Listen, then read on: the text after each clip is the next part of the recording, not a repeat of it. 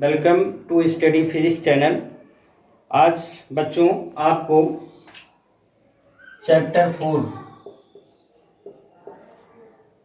ICSE का ये chapter 4 है। चैप्टर का नाम है refraction of light. Refraction of light ये चैप्टर का नाम है। तो सबसे पहले 4A पार्ट में आता है आपका refraction of light at plane surface. Refraction of light at plane surface. Plane surface बच्चों ध्यान देना है कि सबसे पहले तो आपको ये ध्यान देना है कि रिफ्रैक्शन ऑफ लाइट होता क्या है। तो इसको समझना है कि रिफ्रैक्शन ऑफ लाइट होता क्या है। रिफ्रैक्शन ऑफ लाइट के लिए जरूरी कंडीशन क्या होना चाहिए कि दो मीडियम का होना जरूरी है। दो मीडियम का होना जरूरी है। साथ ही साथ जो हमारा रिफ्रैक्शन होता है ये आपका लेंस, क्योंकि जब लाइट आपकी एयर से लेंस में पास करती है तो उसमें रिफ्रैक्शन होता है। तो रिफ्रैक्शन का मतलब होता है कि जब लाइट रे वन मीडियम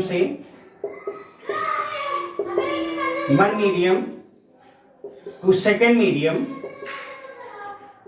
में इंटर करती है तो अपने पाथ से हल्का सा डाइवर्ज कर जाती है। तो रिफ्रैक्शन ऑफ लाइट होता क्या है।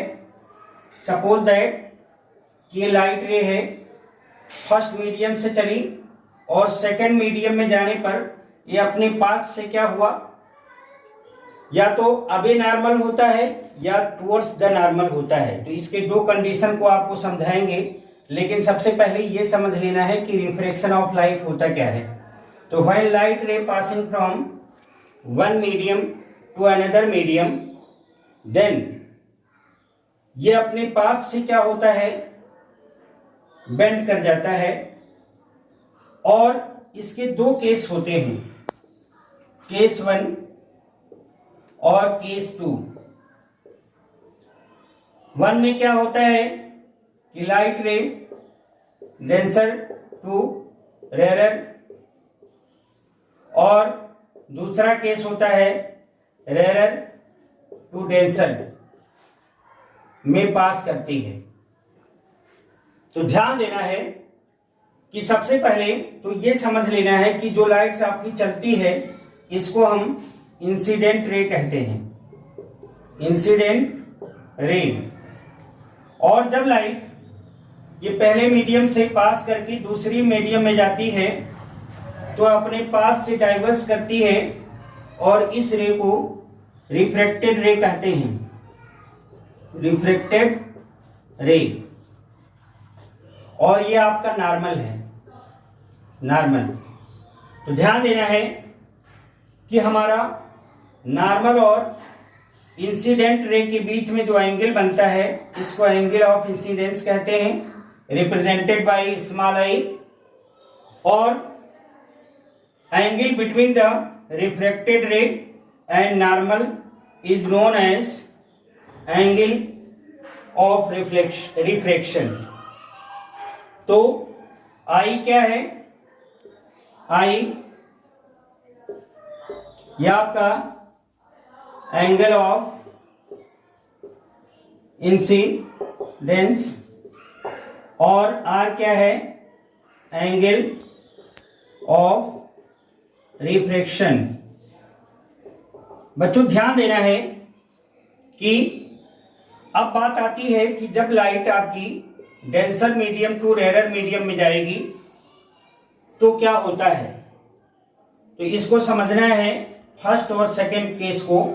इसके पहले एक बार फिर मैं आपको एक्सप्लेन कर दूं कि रिफ्रैक्शन ऑफ लाइट होता क्या है। कि जब लाइट किसी one medium to another medium में जाती है, जाने के लिए कंडीशन जरूरी है कंडीशन क्या जरूरी है कि 0 less then theta less than 90 degree. इसका मतलब यह है कि हमारी जो एंगल हो, एंगल आई की वैल्यू वो 0 less than I less than 90 degree का कंडीशन भी फॉलो होना चाहिए। अगर ऐसा नहीं है तो अपने पाथ से डाइवर्ज नहीं होगी, और नहीं होगा तो वहां पर बनेगा क्या। सब कहने का मतलब ये है कि अगर लाइट हमारी सपोज दैट ये नॉर्मल है और नॉर्मल पर ही क्या करती है, सीधी सीधी ही चलती है, तो मीडियम फर्स्ट और सेकंड पे जाने पर हमारा यहाँ आई की वैल्यू 0 और आर की वैल्यू 0 होती है। मतलब क्या है कि हमारा यहां रिफ्रैक्शन पॉसिबल नहीं होगा। तो रिफ्रैक्शन पॉसिबल होने के लिए हमारा जो लाइट रे है वो किसी एंगल पर क्या हो, इंसिडेंट हो। किसी एंगल पर इंसिडेंट होगा तो किसी एंगल पर वो क्या होगा, रिफ्रैक्ट करेगी। तो बड़ा इंपॉर्टेंट है, इस बात को भी ध्यान रखना है कि अगर लाइट एकदम नॉर्मली पास करेगी तो उसमें रिफ्रैक्शन का फेनोमेना ये नहीं पॉसिबल होगा। तो ध्यान रखिएगा। अब हम आते हैं केस पे। तो बात कर लिया जाए कि हमारा केस फर्स्ट की बात किया जाए तो केस फर्स्ट में क्या होता है और केस सेकंड। देखिए बच्चों, यह आपका सरफेस है जो कि फर्स्ट और सेकंड मीडियम को क्या कर रहा है, डिवाइड कर रहा है, और यह आपका नॉर्मल है, ये नॉर्मल है। अब ध्यान देना है कि हमारी लाइट जो है, सपोज दैट ये लाइट रे है, इंसिडेंट हो रहा है, फर्स्ट मीडियम से चल रहा है, और फर्स्ट मीडियम है क्या, डेंसर।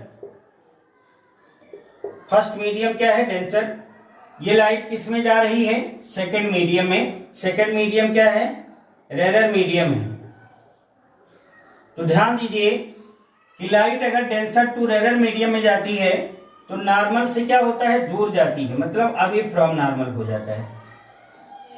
लाइट आपकी when light ray passing from denser medium to rare medium then away from the normal, away from normal हो रहा है। इसका मतलब ये हुआ कि अगर यह एंगल आई है और यह एंगल क्या है, आर है, तो इसमें आप देखिए कि इस कंडीशन में जब आपकी लाइट डेंसर से रेयर में चलती है तो होता क्या है कि अवे फ्रॉम नॉर्मल होता है, अवे फ्रॉम नॉर्मल, नॉर्मल से दूर जाती है।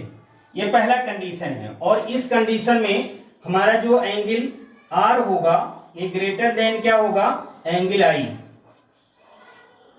तो लाइट जब पास करती है denser medium to rare medium तो होता क्या है, it is away from the normal. In this case angle r is greater than angle i. यहां पे इस रे को क्या कहते हैं, इंसिडेंट रे, और इसको हम कहते हैं रिफ्रैक्टेड रे, और ये तो आपका नॉर्मल है ही है। तो लाइट जब आपकी denser medium to rare medium में जाएगी तो नॉर्मल से दूर होगी, मतलब अवे फ्रॉम नॉर्मल होगा, और इस केस में angle of refraction is greater than angle of incidence. अब ध्यान देना है कि अगर हम सेकंड केस की बात करें तो इस केस में यह आपका नॉर्मल है, नॉर्मल लाइट आपकी चली, this light is known as, light आपकी चली तो इसको हम क्या कहते हैं, इंसिडेंट रे, इंसिडेंट रे।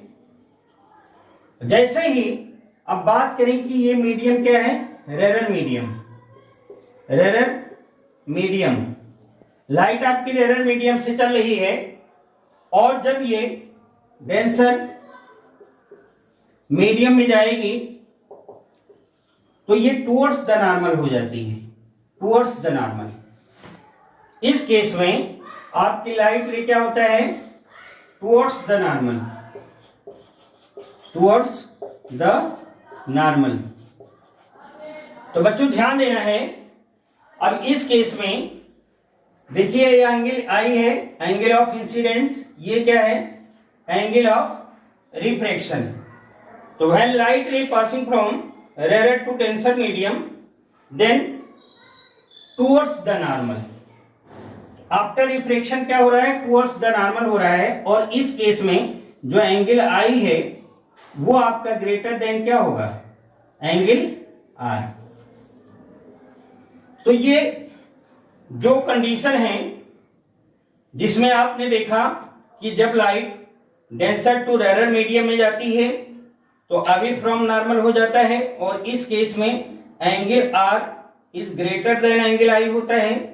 लेकिन जब लाइट रे रेयर टू डेंसर मीडियम में जाता है तो उस केस में एंगल आई जो है ग्रेटर देन क्या होता है, एंगल आर।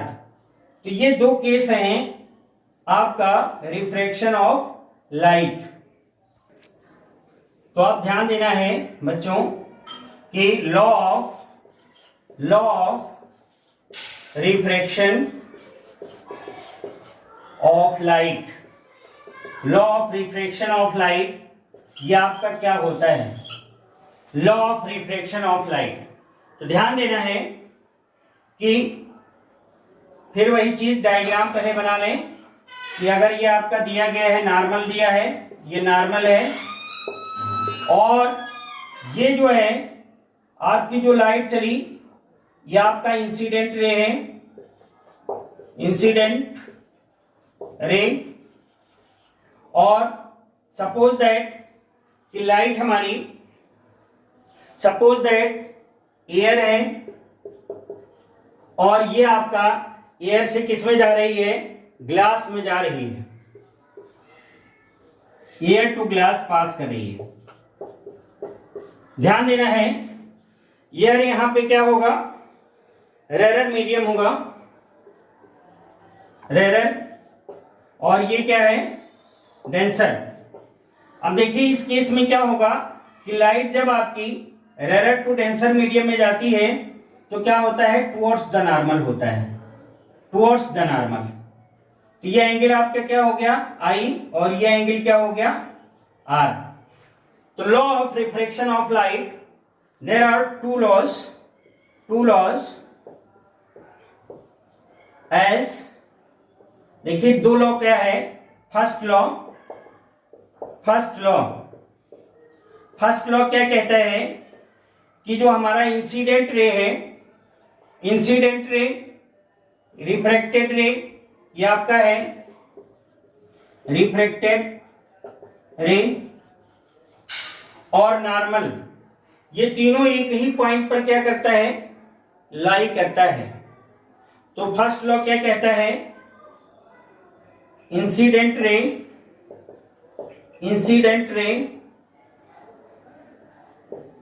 रिफ्रैक्टेड रे एंड नॉर्मल, ये क्या करता है, मीट एट द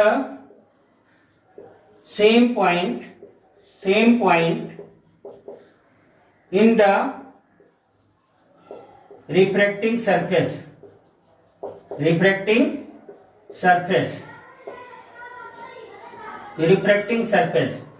तो ये आपका फर्स्ट लॉ है कि एंगल ऑफ इंसिडेंस, आपका इंसिडेंट रे, रिफ्रैक्टेड रे और normal lie on the, meet on the same point on the refracting surface. ये कौन सा सरफेस है, रिफ्रैक्टिंग सरफेस। दूसरा अब आता है सेकेंड लॉ।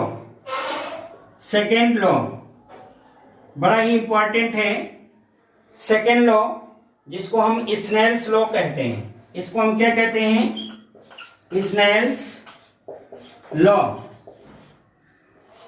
तो अब आपको सेकेंड लॉ समझना होगा।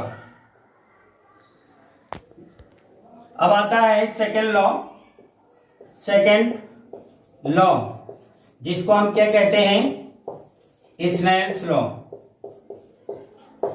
ध्यान देना है, सेकेंड लॉ क्या होता है कि सेकेंड लॉ कहता है कि the ratio of sine I upon sine R is remain constant.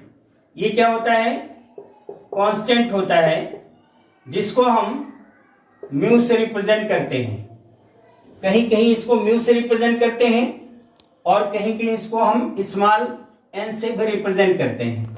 तो ध्यान देना है कि स्नेल्स लॉ क्या होता है, स्नेल्स लॉ क्या होता है कि the ratio of sine I upon sine R is equal to constant and this constant is called refractive index. यहां पे म्यू क्या है,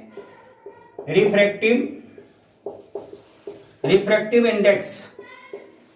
तो बच्चों ध्यान देना है कि जैसे सपोज दैट ये नॉर्मल है, आपकी लाइट चली और सपोज दैट ये डेंसर है और ये आपका रेरर है और ये डेंसर है, लाइट आपकी चली, यह एंगल आई हुआ और ये एंगल क्या है, आर। अब सपोज दैट कि ये मीडियम क्या है, 1 है और ये मीडियम क्या है, 2 है। तो लाइट जब आपकी first medium to second medium में जा रहा है तो उस केस में अगर हम इसको देखें तो sine I upon sine R is equal to 1 mu 2, 1 mu 2। यहां पे इसको हम पढ़ेंगे कैसे, तो देखिए 1 म्यू 2, इसको refractive index of second medium to first medium, इसको इस तरह से हम रीड करते हैं। 1 mu 2 refractive index of second medium with respect to first medium. अब सपोज दैट कि जैसे मान लिया आपको ये दिया है ए म्यू जी, तो यहां पे इसको कैसे पढ़ेंगे, रिफ्रैक्टिव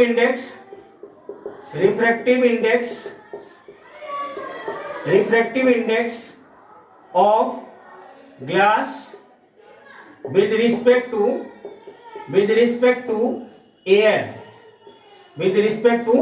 एयर। तो इस तरह से स्नेल्स लॉ होता क्या